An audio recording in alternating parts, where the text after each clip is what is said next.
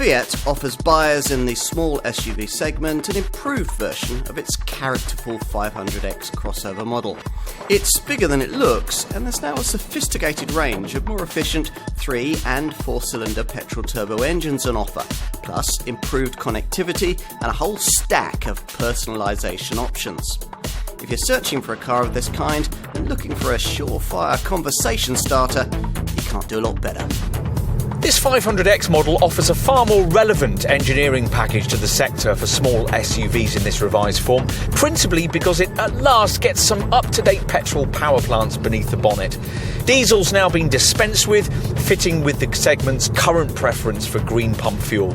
Most will choose the unit we're trying here, a 120 horsepower 1-litre Firefly series 3-cylinder turbo engine, which develops a spirited 120 horsepower and is mated only to a 6-speed manual gearbox.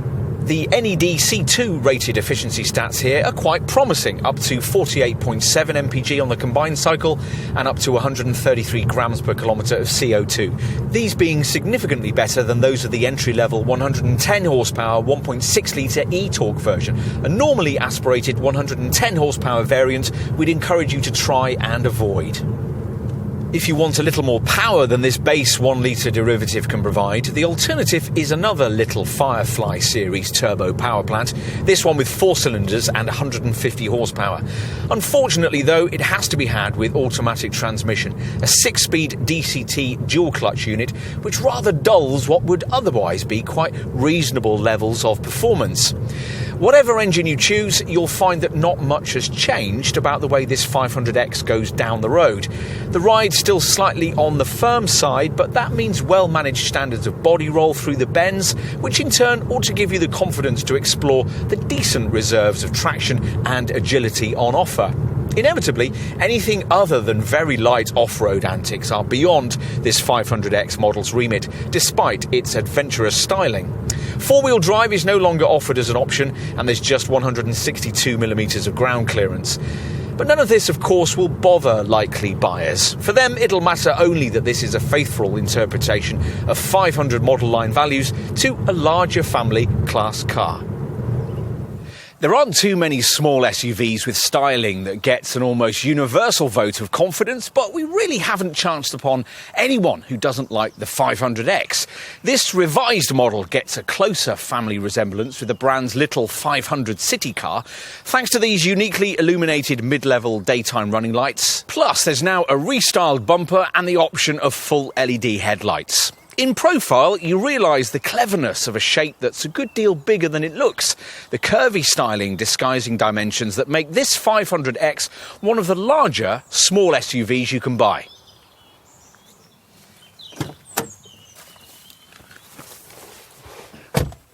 Seat yourself at the wheel and some semblance of brand familiarity is maintained by a smattering of 500 model line design cues. You sit a little lower than is the crossover norm, but potential buyers will like the way that it's possible to create a very personal and even quite exclusive feel with a careful choice from the huge range of fabric, leather and trim panel colour configurations possible.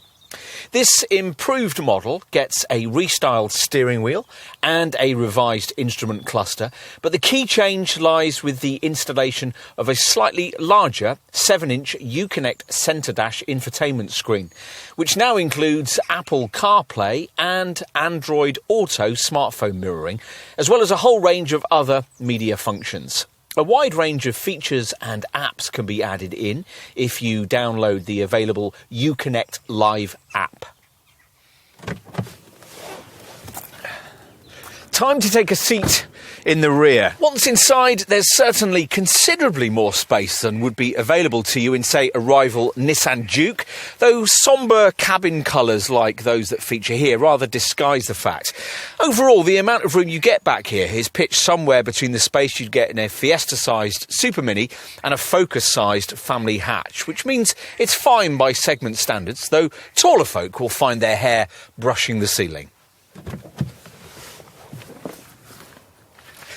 Raise the tailgate and you discover a 350-litre boot capacity. Push forward the fold and tumble 60/40 split folding rear bench and 1,000 litres of fresh air will be freed up, thanks to seat backs that fold almost completely flat. Though this 500X draws upon the heritage and history of Fiat's 500 model line, it doesn't depend on it in the way that previous spin-off models have done. Even if you had no idea what the original 500 was, you might well enjoy this car. It looks good, it's easy to drive, is nicely equipped, and is anything but boring. And in this revised form, it can at last offer some decently class-competitive petrol engines that deliver reasonably efficient running costs too.